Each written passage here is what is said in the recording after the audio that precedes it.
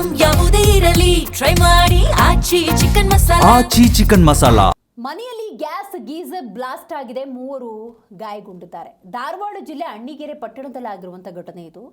ಉದಯನಗರದ ಮನೆಯಲ್ಲಿ gas geyser blast ಆಗಿರುವ ಪರಿಣಾಮವನ್ನು ಫೋಟೋಸಲ್ಲಿ ನೀವು ಗಮನಿಸಬಹುದು, ಯಾವ ರೀತಿ ಬ್ಲಾಸ್ಟ್ನ ತೀವ್ರತೆ ಇತ್ತು ಅಂತ ಹೇಳಿ.